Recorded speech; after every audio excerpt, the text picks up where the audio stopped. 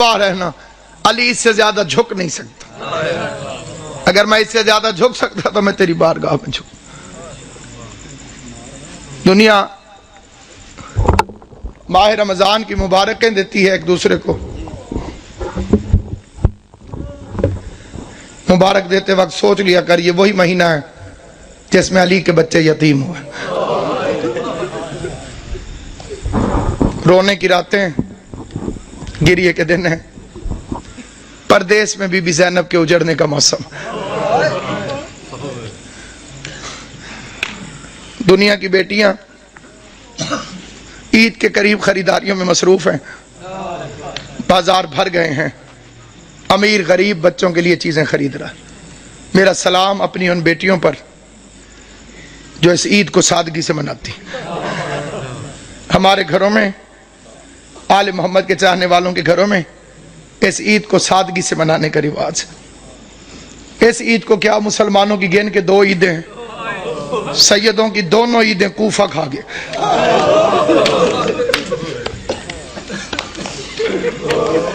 کئیوں نے میرا لفظ سمجھا ہے، کئیوں کو سمجھ نہیں آئی.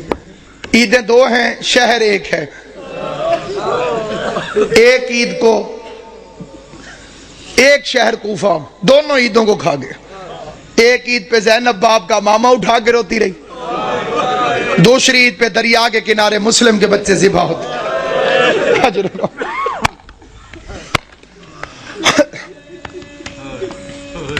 امام حسین کا پاک خالق آپ کو کوئی غم نہ دے سوائے غم حسین کے. رمضان اسی کا قبول ہے جس نے علی کے بچوں کو پرسا دی. عبادتیں اسی کی قبول ہیں جس نے علی کے یتیموں کو پرسا دیا. کوشش کرنا ان 3 دنوں کو محرم کی طرح گزارا کر. محرم کی طرح. اور ایک گزارش میں خاص طور پہ کیا کرتا ہوں، کوشش کیا کرو عید والے دن کالے کپڑے پہنا کرو. اور کوئی میری بات کو دل سے مانے یا نہ مانے، سادات عظام کے آگے میری ہاتھ جوڑ کے منت ہے، ہو سکے عید والے دن کالے کپڑے پہنے. آج کل کسی کے گھر میں 100 سال کا بڈھا بھی مر جائے نا، عید والے دن تو عید مبارک ہے وہ قبول نہیں کرے گا.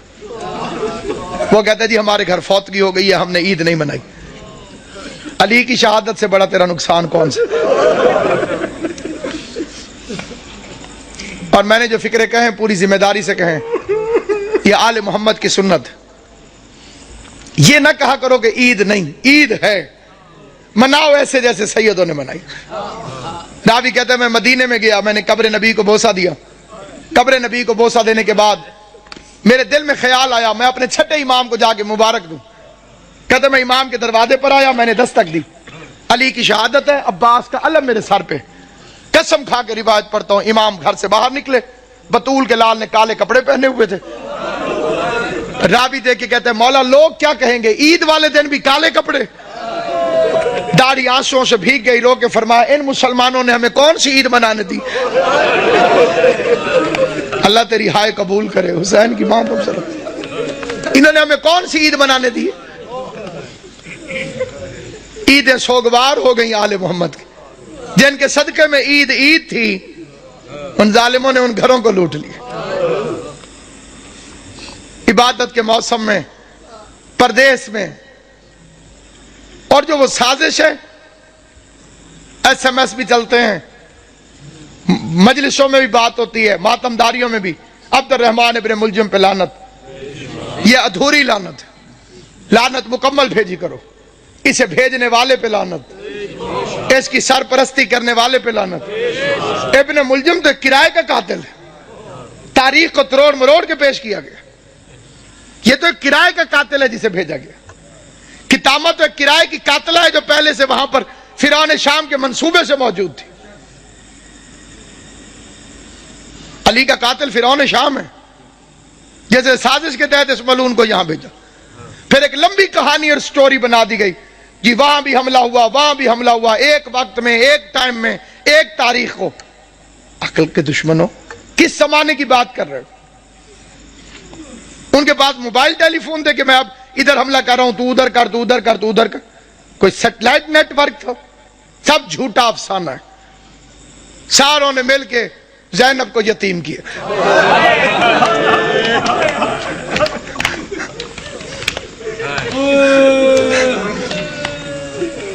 شریف امام. تو بعد میں پتہ چلا ایک گھر سے رونے کی آواز آئی. حسن حسین اس گھر کے اندر چلے گئے علی کی شہادت کے بعد.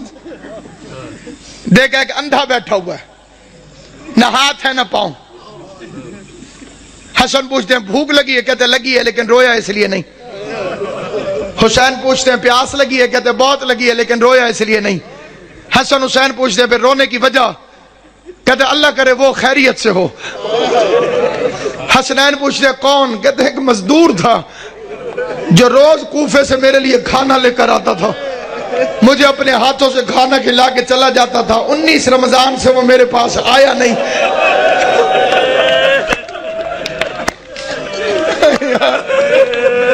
ہائے یا علی,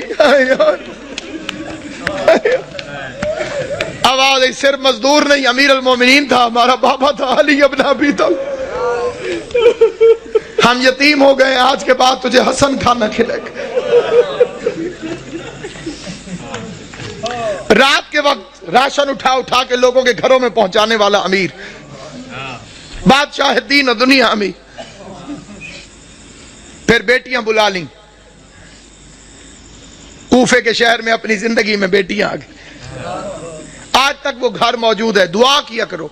میں ایک سفارش کرتا ہوں ہر مومن سے, دعا میں بڑی طاقت ہے. دنیا کے اندر اللہ نے دعا کو مومن کا اسلحہ قرار دیا, اور یہ اتنا کاریگر کارآمد اسلحہ ہے کہ اس کے سامنے کسی اسلحے کی ضرورت ہی نہیں.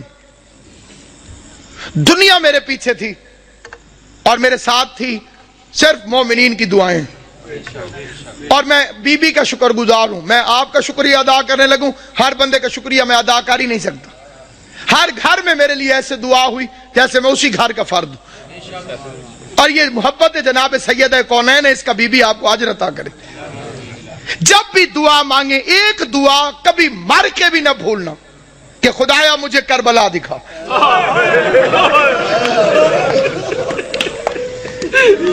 خدایا مجھے حسین کی قبر میں. میں آپ کے لیے کہتا ہوں, میرے لیے آمین کہہ دے. خدایا قبر حسین کی زیارت, خدایا غریب زہرا کی قبر میں. جو کربلا گئے ہو وہ کوفہ بھی گئے ہوگے, جو کوفہ گئے ہو تم نے وہ گھر دیکھا ہوگا جو علی علیہ السلام کا گھر تھا. حسن حسین کا کمرہ, ابی الفضل عباس کا کمرہ, زینب و کلثوم کے قرآن پڑھنے کا کمرہ. چھوٹا سا گھر ہے, چھوٹا سا گھر, وہ آج تک موجود ہے وہاں پر. علی کی سیرت, علی کا کردار, علی کا طرز زندگی, دارین قربان یا علی. عثمان ابن حنیف میرے مولا کا صحابی ہے, وہ کہتے ہیں میں نے 3 دن مزدوری کی. مزدوری کرنے کے بعد میں نے تھوڑا سا حلوہ بنایا, پیسے بھی تھوڑے تھے, حلوہ بھی تھوڑا سا بنا, اسے کوئی ایک آدمی چکھ سکتا تھا, بس اتنا تھا. کہتے میرا ارادہ ہوا میں کھاؤں, پھر میں نے ہاتھ چھوڑ دیا. میں نے کہا میں اپنے مولا کو پیش کرتا ہوں, علی علیہ السلام کو کھلاتا. وہ کہتا میں مولا کے دروازے پر گیا, میں نے دستک دی, علی مصلی سے اٹھ کے باہر آئے. میں نے کہا مولا یہ حلوہ قبول کرے.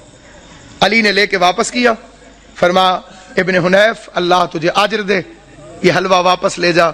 تیرے امام نے اپنی زبان کو لذت والی غذاؤں کے ذائقے سے آشنا نہیں کیا.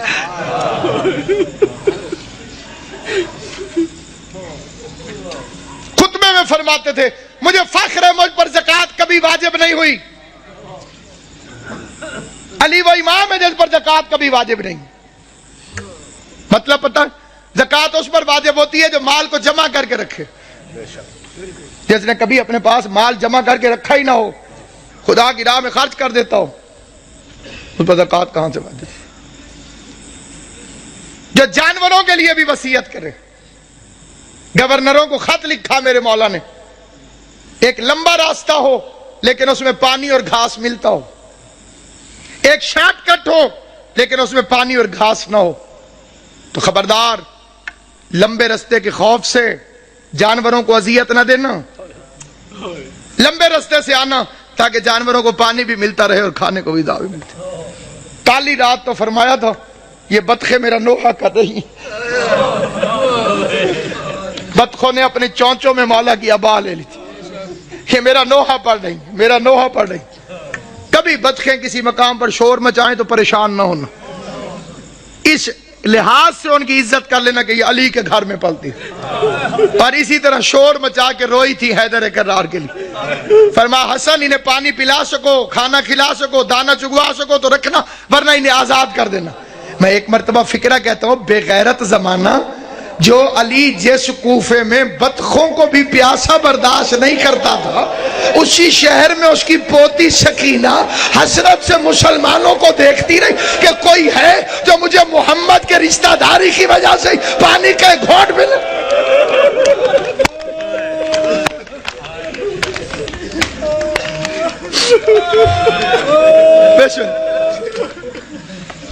ابھی تو امیر کی بیٹی ہے علی کی بیٹی، امیر کی بیٹی تھی تو اتنے ظلم کیے، پھر اس کوفے میں آئے گی غریب کی بہن بن کر، عورتیں اکٹھی ہو کر آ گئیں، یا علی ہم نے سنا ہے کہ آپ نے فرمایا ہے کہ ہر چیز کی کوئی نہ کوئی بہار ہے، اور قرآن کی تلاوت کی بہار ماہ رمضان ہے۔ علی فرماتے ہیں سچ ہے مولا، ہم نے یہ بھی سنا ہے کہ آپ نے فرمایا کہ آسمان والوں کے لیے زمین کے وہ گھر ستاروں کی طرح چمکتے ہیں جن میں قرآن کی تلاوت ہوتی۔ علی نے فرمایا سچ ہے مولا، ہمارے مرد تو قرآن پڑھ کے آ جاتے ہیں مسجد میں، ہم عورتیں وہاں پہ پردہ ہوتا ہے، ہم آ نہیں سکتی۔ ہم نے سنا ہے تیری بیٹی ہو بہو تیری طرح عالم ہے، ہم نے سنا ہے تیری بیٹی زینب ہو بہو تیری طرح بولتی ہے۔ پوری تقریر بے شک توجہ سے نہ سننا ہے، فکرے پہ ضرور توجہ کرنا، یہ لفظ نہیں الہام ہے۔ میں نے دو ہستیوں کو علی کی طرح بولتے دیکھا ہے، عرش پہ کبھی اللہ بولے تو علی کی طرح بولتا ہے، فرش پہ کبھی زینب بولے تو علی کی طرح۔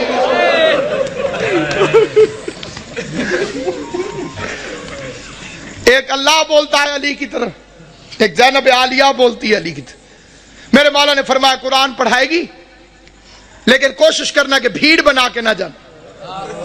ہائے ہائے، میری بچی بھیڑ سے گھبراتی، پڑھنے لگی عورتیں قرآن پڑھانے لگی، زینب عالیہ درس علی کے لہجے میں قرآن پڑھاتی رہی، علی کے علم سے قرآن پڑھاتی رہی۔ لیکن جب آیا ہے قبلہ 40 ہجری والا ماہ رمضان، عورتیں جاتی تھی قرآن پڑھنے، روتی ہوئی باہر واپس آتی تھی، کوئی ماتم کرتی ہوئی آتی قبلہ، کوئی روتی ہوئی آتی۔ کسی نے پوچھا جاتی تو علی کی بیٹی کے پاس، میری طرف دیکھنا، جو بندہ ماتم کرنے آیا ہے، جو بندہ جنازہ اٹھانے آیا ہے، غیر جنازوں میں چپ کر کے شریک ہوتے ہیں، جو اپنے ہوتے ہیں وہ تڑپ تڑپ کے روتے ہیں، تمہارے رونے کا سامان کرنے کے لیے فکرہ پڑھنے لگا ہوں۔ لیکن جب آیا ہے قبلہ 40 ہجری والا ماہ رمضان، عورتیں جاتی تھی قرآن پڑھنے، روتی ہوئی باہر واپس آتی تھی، کوئی ماتم کرتی ہوئی آتی قبلہ، کوئی روتی ہوئی آتی۔ کسی نے پوچھا جاتی تو علی کی بیٹی کے پاس، میری طرف دیکھنا، جو بندہ ماتم کرنے آیا ہے، جو بندہ جنازہ اٹھانے آیا ہے، غیر جنازوں میں چپ کر کے شریک ہوتے ہیں، جو اپنے ہوتے ہیں وہ تڑپ تڑپ کے روتے ہیں، تمہارے رونے کا سامان کرنے کے لیے فکرہ پڑھنے لگا ہوں۔ جہاں تک میری آواز جائے فکرہ سننا۔ کہتے ہیں جاتی تو علی کی بیٹی کے پاس قرآن پڑھنے ہو، یہ روتی ہوئی واپس کیوں آتی ہو؟ کہنے لگی جب سے یہ آخری رمضان شروع ہوا ہے، علی کی بیٹی کے درس کے رنگ عجیب ہو گئے ہیں۔ پہلے قرآن پڑھاتی ہے، درس دینے کے بعد پردے بند کروا کے علی کی بیٹی سر سے چادر اتار کے اپنے بالوں کو کھول دیتی ہے اور آواز دے کے کہتی ہے کوفے کی عورتوں مجھے اس رنگ میں بھی پہچان لو، کہیں ایسا نہ ہو کل زینب تمہاری مہمان بنے، تم کو بی بی ہم نے تو تجھے برقعے میں دیکھا تھا، ہم نے تو تجھے کھلے بالوں سے کبھی دیکھا ہی نہ تھا۔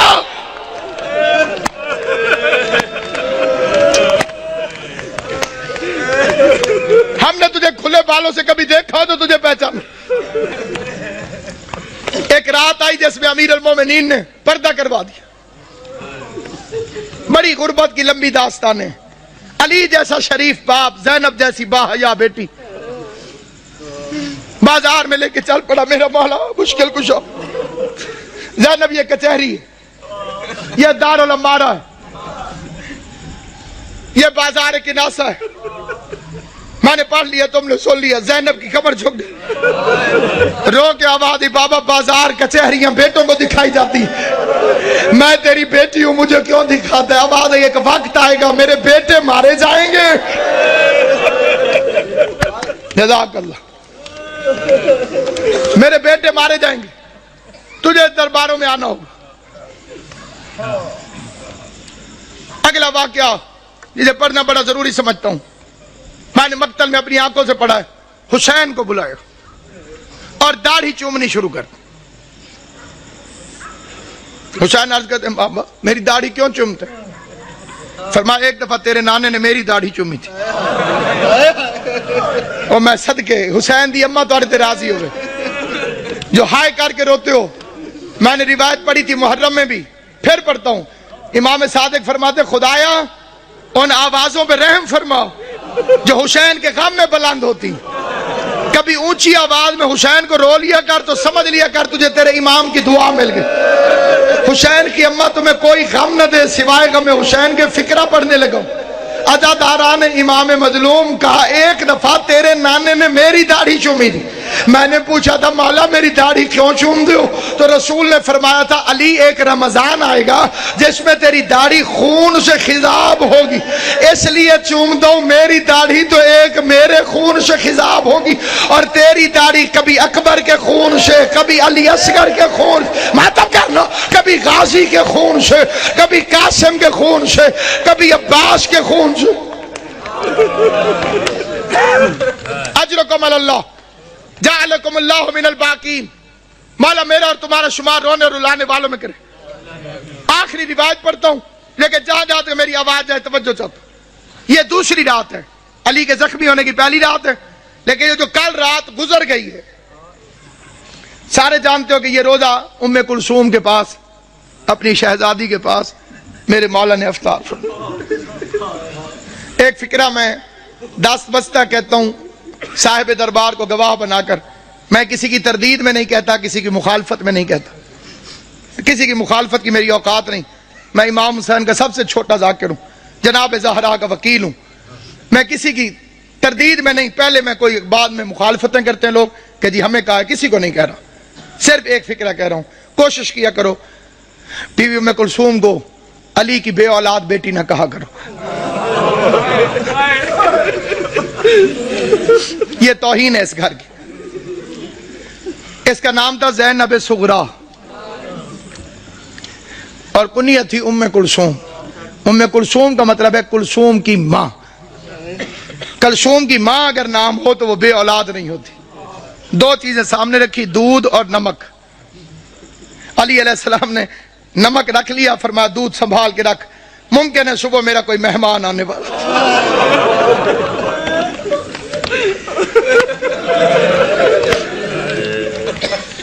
मुमकिन है सुबह मेरा कोई मेहमान, उन्हें शरबत पिलाना पड़े। हाय कर लोगे जो तुम्हारी अपनी मर्जी है। मैं बड़ा रोया था जब मैंने ये रिवायत पढ़ी थी। सारी औलाद खड़ी थी अली की, जब जख्मी हुआ ना मेरा मौला, सारी औलाद खड़ी थी। एक एक का चेहरा देखते देखते अली की नजर अब्बास पे रुकी। अब्बास मेरे कातिल को शरबत पिलाओ।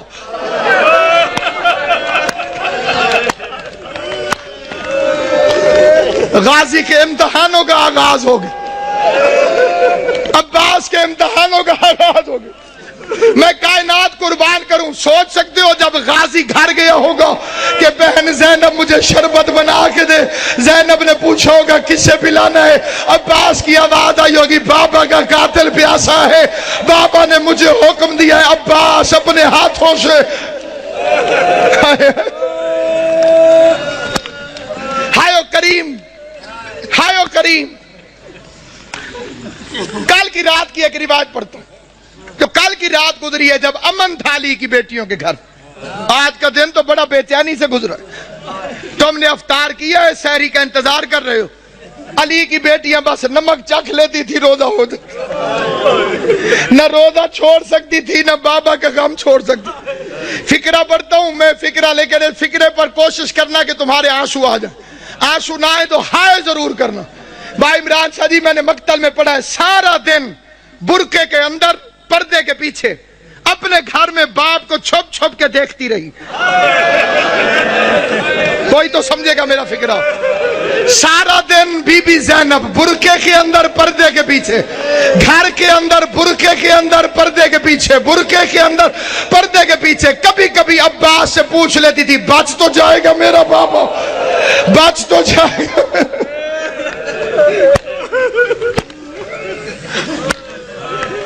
آج کے دن کا واقعہ علماء پڑھتے ہیں.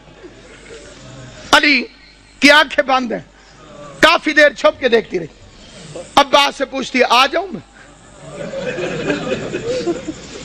عباس نے فرمایا اپنا گھر ہے, چار دیواری ہے, دروازے بند ہیں, آج. باپ کے سامنے آئی, کافی دیر علی کا چہرہ دیکھتی رہی. بابا میرے مولا نے آنکھیں نہیں کھولی, قسمت کی ماری قریب بیٹھ گئے. موت کی ختم ہوئی ہوئی بی بی زینب, قسمت نہیں علی کی بیٹی, کبھی ماں کو پٹیاں باندھتی رہی ہے.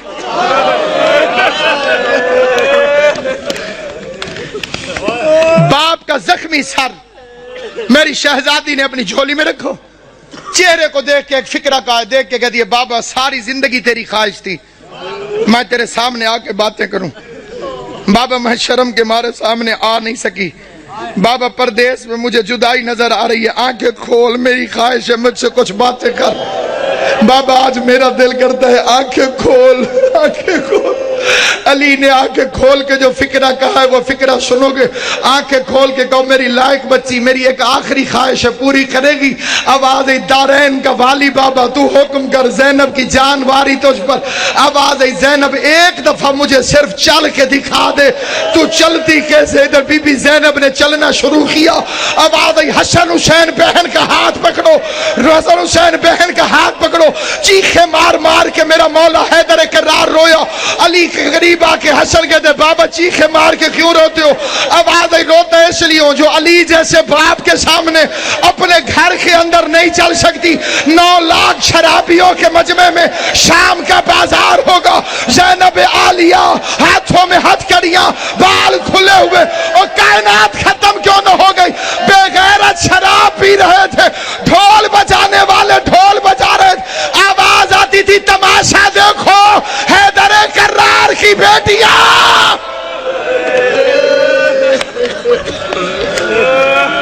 جب کہوں گا پھر زیارت ہے. حیدر کرار کی بیٹیاں, شاہ ابرار کی بیٹیاں. آج بابا لیتا ہے, کل ساتھ نماز میں تھا, کل کی رات کی بلا لالت اور قادر کا آغاز. مومنوں کے گھروں میں بڑی عبادت ہوتی ہے تو امیر المومنین کا گھر تھا. جنہیں لیلت القدر کی عبادت معلوم ہے, جو اس سے مستفید ہوتے ہیں, ان خوش نصیبوں سے میری التماس سے وہ میری حمایت کریں گے. علی کی بیٹیاں قرآن سر پہ رکھ کے بے کہ یا اللہ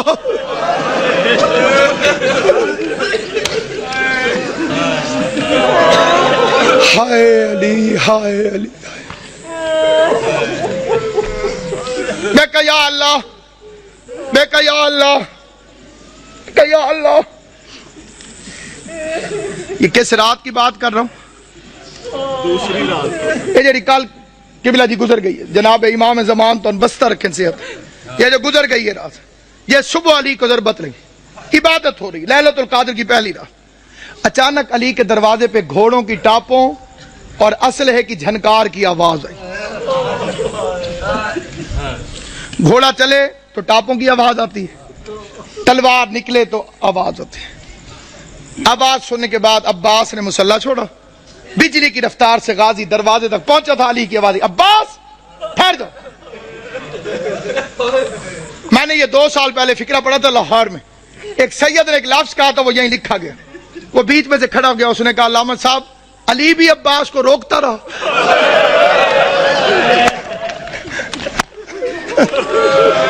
آج رقم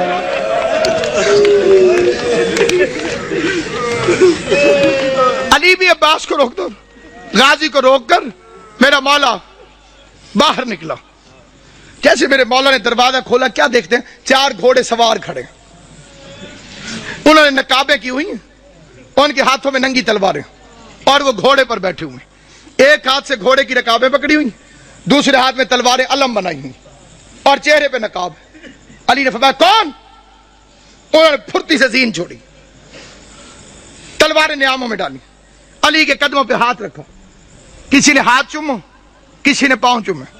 پہلے کی آواز مولا میں عبداللہ ابن عفیف علی کا صحابی تھا. دوسرے کی آواز مولا میں حذیفہ یمانی. تیسرے کی آواز مولا میں ابراہیم ابن مالک اشتر. علی فرماتے ہیں آرام اور عبادت چھوڑ کر آدھی رات کو میرے دروازے پہ کیا کر رہے ہو؟ آرام اور عبادت چھوڑ کر آدھی رات کو میرے دروازے پر کیا کر رہے ہو؟ یہ اگلا فکرہ یاد رکھنا، علی کی شہادت میں تمہیں ہمیشہ یاد رہے.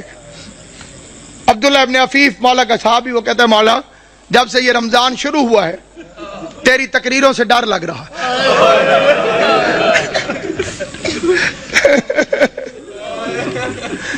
مولا ہم نے پوچھا خضاب کیوں چھوڑ دیا؟ آپ نے فرمایا اب یہ داڑھی خون سے خضاب ہو. مولا آپ نے ممبر سے پوچھا آج رمضان کی کیا تاریخ ہے؟ ہم نے کہا مولا 18 ہو گئی. آپ نے فرمایا زیادہ دن گزر گئے تھوڑے رہ گئے. مولا امام حسن کو وصیت کیوں لکھوائی؟